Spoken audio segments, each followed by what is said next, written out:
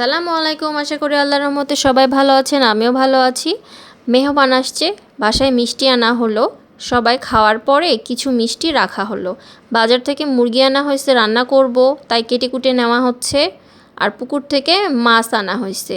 মাছগুলো ভালোভাবে পরিষ্কার করে রান্নার জন্য রেডি করলাম। এখন ভালোভাবে মাছগুলো ভেজে নিয়ে তারপরে রান্নার জন্য বসাবো। কিছু মাছ ভাজা হয়েছে, কিছু এখনও আছে। আর এরই মাঝে আমার বোনের পছন্দের তেলাপিয়া ছোট বাচ্চা আনা হয়েছে, সেগুলো সুন্দর করে ম্যারিনেট করে রেখে সে ভাজে নিবে। মাছ রান্নার জন্য পেঁয়াজ, তেল, ময় মশলা সব কিছু দিয়ে ভালোভাবে নাড়াচাড়া করে নেওয়া হচ্ছে এবং কাঁচানি গন্ধটা যেন দূর হয়ে যায়, এই জন্য কিছুক্ষণ এটাকে কষাতে হবে। কষানোর পরে মশলা থেকে যখন তেল ছাড়বে আরও কিছু মশলা দিয়ে দিতে হবে, ধনা, জিরা, সরিষা সব প্রকার মশলা দিয়ে পানি দিয়ে তারপরে মাছগুলো ঢেলে দিব। মাছগুলো ভালোভাবে নাড়াচাড়া করে রান্নার জন্য ঢাকনা দিয়ে দিব। এতে সামান্য পরিমাণে ডিমও ছিল মাছটাতে, সেটা দিয়ে এখন নামাই নিব। সবাই ভালো থাকবেন। আল্লাহ হাফেজ।